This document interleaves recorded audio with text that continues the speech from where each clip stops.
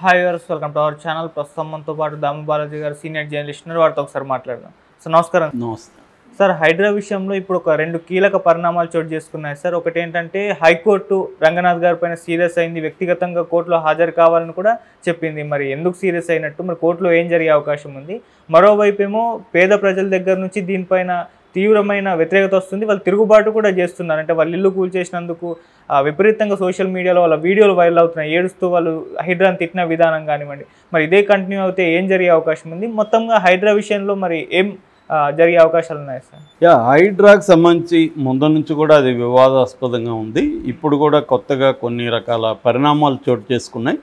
అందులో మనం కొన్ని చర్చిద్దాం. ఒకటేమో హైకోర్టు హైడ్రా ఆయన కమిషనర్ రంగనాథ్కి చాలా సీరియస్గా ఆగ్రహం ప్రదర్శించింది రంగనాథ్ మీద. రంగనాథ్కి నోటీసులు కూడా ఇచ్చి వ్యక్తిగతంగా హాజరయ్యి కోర్టులో సమాధానం చెప్పింది. కోర్టులో వ్యక్తిగతంగా కానీ లేదా విర్చువల్గా కానీ ఏదేమైనా ఆయన పర్సన్గా కోర్టుకి సమాధానం చెప్పాలని. ఎందుకు హైకోర్టు ఎంత సీరియస్గా అయింది? గతంలో కూడా హైడ్రా మీద హైకోర్టులో పిటిషన్లు ఇస్తారు. అప్పుడు కూడా హైకోర్టులో అసలు దీనికి చట్టబద్ధత ఉందా, దీనికి జీవో ప్రకారం ఏర్పడడం కరెక్టా, ఆల్రెడీ జిహెచ్ఎంసీ ఉంటే మళ్ళీ హైడ్రా ఏంటి అని. సో హైడ్రా ఏ రకంగా చేసింది, ఇప్పటి వరకు ఏమేమి చేసింది మొత్తం లిస్టు డీటెయిల్స్ పెట్టమని కూడా హైకోర్టు 4 వారాలు గడువు ఇచ్చింది. అయితే ఈ లోపల నిన్న ఏం జరిగిందంటే హైకోర్టులో నల్ల చెరువు కాదు అమీన్పూర్ పరిధిలో ఒక బిల్డింగ్ని కూలగొట్టింది హైడ్రా. ఆ బిల్డింగ్ ఆల్రెడీ కోర్టులో కేసు ఉంది, కోర్టులో నడుస్తుంది. అది చెప్పారు కూడా, ఓనర్స్ హైడ్రా వాళ్ళకి చెప్పారు ఆల్రెడీ కోర్టులో ఉందని చూపించారు కూడా. చూపించినా కూడా వాళ్ళు కూలగొట్టేసి వెళ్ళిపోయారు. దాంతో వీళ్ళు హైకోర్టుకి వెళ్ళారు. ఆల్రెడీ మేము చెప్పాము, మేము చూపించాము, కోర్టు పరిధిలో ఉంది, దీన్ని కూలగొట్టొద్దని, అవన్నీ మాకు సంబంధం లేదని కూల్చేసి వెళ్ళిపోయారు అనేది కోర్టుకి చెప్పారు. కోర్టు దాన్ని సీరియస్గా పరిగణించింది. దీనికి అంటే ఆల్రెడీ కోర్టు డిస్ప్యూట్లో ఉంటే మీరు ఎలా దాన్ని కొట్టేస్తారు అనేది కోర్టు ఆగ్రహం వ్యక్తం చేసింది. ఇప్పుడు రంగనాథ్ దానికి సమాధానం ఇచ్చుకోవాల్సి ఉంటుంది, ఎందుకు ఆయన ఇది చేశారని. అది కన్విన్స్ కాకపోతే కోర్టు మళ్ళీ హైడ్రా మీద ఏ చర్య తీసుకుంటుంది అనేది కూడా చూడాలి. అంటే వ్యక్తిగతంగా రమ్మనిందంటే కోర్టు చాలా సీరియస్గా తీసుకునిందని. ఎందుకంటే కోర్టుని ధిక్కరించినట్టే కదా, కోర్టు పరిధిలో ఉన్న ఒక భవనాన్ని కూల్చడం అనేది కోర్టుని ధిక్కరించడం అవుతుందన్నమాట. సో అందువల్ల అది సీరియస్గా అయింది. కాబట్టి ఎందుకంటే హైడ్రా చేసేవన్నీ కూడా లీగల్గా కరెక్ట్గా ఉన్నాయా లేదనేది ఇంపార్టెంట్. వాళ్ళు ఏమంటే చెరువుల్ని ఎఫ్టీఎల్ అంటే ఫుల్ ట్యాంక్ లెవెల్ లేదా బఫర్ జోన్లో ఉన్న వాటిని కూల్చడానికి ముందు నోటీసులు కూడా ఇవ్వనక్కర్లేదు, అవన్నీ రంగనాథ్ కూడా ఇంటర్వ్యూలలో చెప్పాడు. ఎందుకంటే సుప్రీంకోర్టు తీర్పులు ఉన్నాయి అవన్నీ చెప్పాడు. కానీ ఇక్కడ సమస్య ఏంటంటే ఆ ఎఫ్టీఎల్ పరిధిలో ఉందా లేదా, బఫర్ జోన్లో ఉందా లేదా అనేది ఎవరు నిర్ణయిస్తారు అనేది ఒక అంశం అయితే, రెండో అంశం వాళ్ళకి మరి బఫర్ జోన్లోనో ఎఫ్టీఎల్ పరిధిలోనూ ఉంటే ఇదే ప్రభుత్వ వ్యవస్థలు వాళ్ళకి ఎలా పర్మిషన్లు ఇచ్చాయి అనేది కూడా రెండవ అంశం. సో ఈ అంశాల మీద కోర్టు ఇంటర్వ్యూన్ అవుతుంది. ఇది ఒక పరిణామం అయితే కోర్టు లీగల్గా. ఇక సామాజికంగా హైడ్రా అనేది ఎలాంటి పరిణామాలని చూపిస్తుందంటే, నిన్న పెద్ద ఎత్తున మూసీ పరివాహక ప్రాంతంలో మూసీ రివర్ని క్లీన్ చేసే కార్యక్రమంలో ఆపరేషన్ మూసీ అనే పేరుతో స్టార్ట్ అయింది. దీంతో వీళ్ళందరూ వెళ్ళిపోయి జిహెచ్ఎంసీ అధికారులు హైడ్రా అధికారులు సర్వే చేయడం, మార్కింగ్ చేయడం మొదలుపెట్టారు. ముఖ్యంగా లంగర్ హౌసు, పురాణపూలు నుంచి రంగర్ హౌస్ ఆ పరిధిలో మార్కింగ్ చేయడం మొదలుపెట్టారు. ఆ ఏరియాలో వచ్చి ఆసం కాలనీ కావచ్చు, డిఫెన్స్ కాలనీ కావచ్చు, కిషన్ బాగ్, అసద్ బాబా నగరు, నంది ముసల్లెగూడ, ఈ ఏరియాల ప్రజలందరూ నిన్న పెద్ద ఎత్తున ఈ మార్కింగ్కి వ్యతిరేకంగా ధర్నాలు చేయడం, రాస్తారోకలు చేయడం, బహదూర్పుర తహసీల్దార్ ఆఫీసుని చుట్టుముట్టడం, పెద్ద ఎత్తున శాపనార్థాలు పెట్టడం, తర్వాత అధికారులని తరిమి పరిగెత్తించడం, ఇవన్నీ కూడా నిన్న చోటు చేసుకున్నాయి.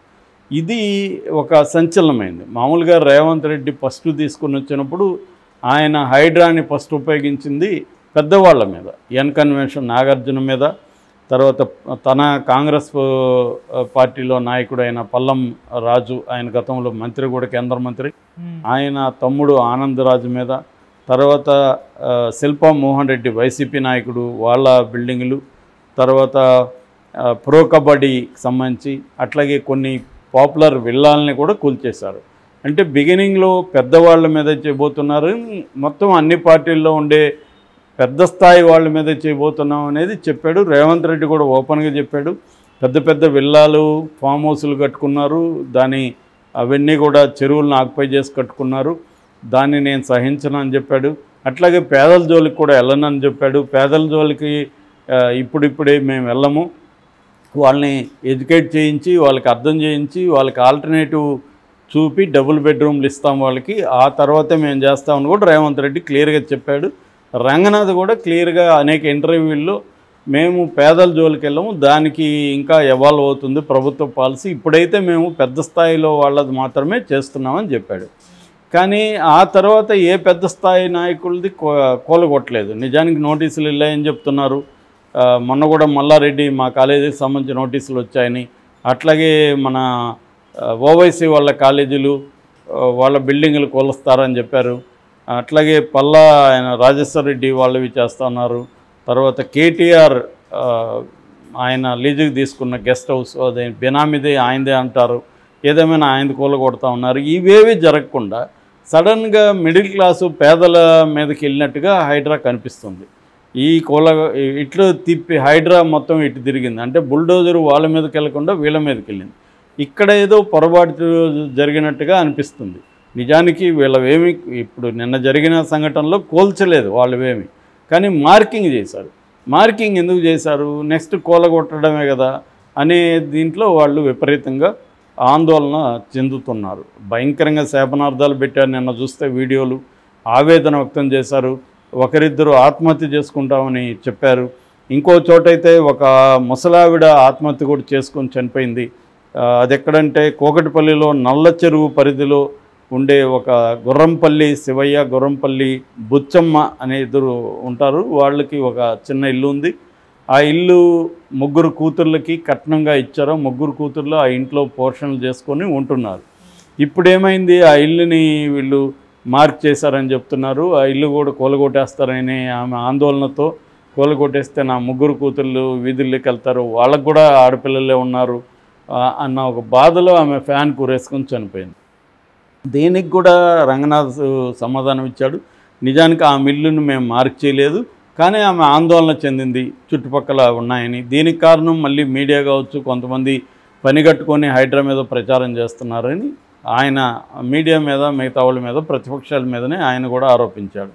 అట్లాగే ఈ ఓల్డ్ సిటీకి సంబంధించి ఈ మూసీ పరివాహక ప్రాంతానికి సంబంధించి కూడా రంగనాథ్ ఏమి క్లారిఫికేషన్ ఇచ్చాడంటే, మేము అసలు అవేవి కూలగొట్టము, ఓన్లీ మార్కింగ్ చేస్తున్నాము. ఎందుకంటే అక్కడ ఉన్న వాళ్ళందరికీ మేము ముందుగా వాళ్ళకి డబుల్ బెడ్రూములు చూపించి అక్కడికి వెళ్ళి షిఫ్ట్ అయినాకనే ఇవి చేస్తాము, వాళ్ళని కన్విన్స్ చేసి చేస్తాం తప్ప మేము బలవంతం కూలగొట్టమని అన్నాడు. కానీ మార్కింగ్ చేయడం పట్ల కూడా వాళ్ళు తీవ్ర ఆందోళన వ్యక్తం చేస్తున్నారు. ఎందుకంటే ఆల్రెడీ అమీన్ చెరువు కావచ్చు, మాదాపూర్ ఏరియాలో కావచ్చు, కొన్ని షెడ్లు 30 ఏళ్ళుగా ఉన్నవి కూడా వీళ్ళు ఆల్రెడీ కూలగొట్టారనే విమర్శలు ఉన్నాయి. కాబట్టి భయాందోళన అయితే ఉంటాయి. ఇప్పుడు వచ్చి సడన్గా మన ఇల్లు సర్వే చేసి మార్క్ చేసేసి పోతే మనకి ఎప్పుడు వచ్చి కూలగొట్టేస్తాడో అన్న భయాందోళన ఉంటాయి కదా. సో అందువల్ల గవర్నమెంట్ ఆలోచించుకోవాలి. ఖచ్చితంగా ముందుగా నువ్వు పెద్దవాళ్ళది కంప్లీట్ చేసుకొని మళ్ళీ రావాలి తప్ప పెద్దవాళ్ళది వదిలేసి పేదవాళ్ళ మీదకి వస్తే ఖచ్చితంగా రేవంత్ రెడ్డికి ఇది వ్యతిరేకత అయిపోతుంది.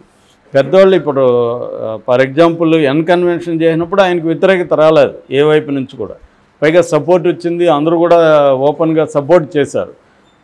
మరి ఏ కారణాలు తెలియదు కానీ పెద్దవాళ్ళ వైపు పోవడం అనేది ఆగిపోయింది. ఏ పార్టీలో ఉన్న పెద్దవాళ్ళ దగ్గరికి వెళ్ళలేదు అతను. మరి వీళ్ళు కోర్టులకు వెళ్ళి ఏమన్నా చేస్తారని భయపడ్డారా, లేకపోతే ఏదైనా ప్రెజర్ ఉందా తెలియదు. పేదవాళ్ళు వీళ్ళు మిడిల్ క్లాస్ అని కూడా అనలేము, లోవర్ మిడిల్ క్లాసు పేదవాళ్ళు, వాళ్ళు పైసా కూడగట్టుకొని ఏదో ఒక చిన్న ఇల్లు సంపాదించుకున్న బ్యాచ్ 20 ఏళ్ళుగా 30 ఏళ్ళుగా ఉంటున్నారు. వాళ్ళు నిన్న అదే అడుగుతున్నారు, మేము ఇన్నేళ్ళుగా ఉంటున్నాం, మేము మరి మా ఓటు మీరు ఎందుకు వేయించుకున్నారు మా దగ్గర, మా ఇల్లే రాంగ్ అయితే మా ఓటు కార్డు కూడా రాంగ్ అవ్వాలి కదా. సో పర్మిషన్ అంతా ఎందుకు ఇచ్చారు, మీ వాళ్ళే కదా, గవర్నమెంటే కదా ఇచ్చింది, మేము ఈకపోతే మేము వేరే దగ్గర చేసుకునేవాళ్ళం, పర్మిషన్లు ఇచ్చింది కాబట్టే కదా మేము కట్టుకుని, ఇప్పుడు వచ్చి రాత్రి కొట్టేసి డబుల్ బెడ్రూమ్ ఇస్తాను వెళ్ళండి అంటే మాకు డబుల్ బెడ్రూమ్ వద్దు ఏమొద్దు అని వాళ్ళు అంటున్నారు. ఇదైతే సెన్సిటివ్ ఇష్యూ. ఎందుకంటే లైవ్లీహుడ్లు ఆ ఏరియాల్లో వాళ్ళు సెటిల్ అయి ఉంటారు, అక్కడెక్కడ పక్క ఇళ్ళల్లోనో పనులు ఏవో చేసుకుంటుంటారు, క్లయింటల్ ఏర్పడి ఉంటుంది.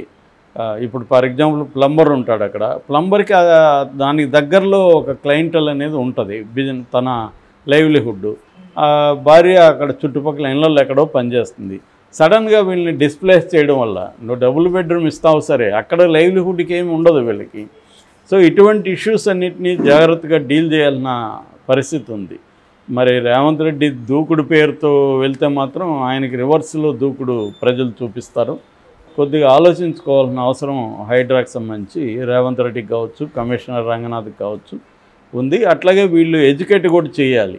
అంటే మేము మా ప్రయారిటీ, నేను ముందు నుంచి చెప్తున్నా, వీళ్ళ ప్రయారిటీ లిస్ట్ అనేది ఇప్పటివరకు లేదు. అంటే ఏ ప్రయారిటీ, ఏ బేస్ మీద మీరు ఏ ఇల్లు కూలగొడుతున్నారు అన్న ఒక ప్రయారిటీ ప్రకటించాలి. అప్పుడు వీళ్ళు ఒకవేళ ఇది చేసుకున్నా కూడా, సర్వే చేసుకున్నా కూడా ఇబ్బంది ఉండదు. సడన్గా వెళ్ళి మన ఇంటి ముందు వచ్చి ఒకటి గీత గీసి మార్క్ చేసేసి సర్వే చేస్తే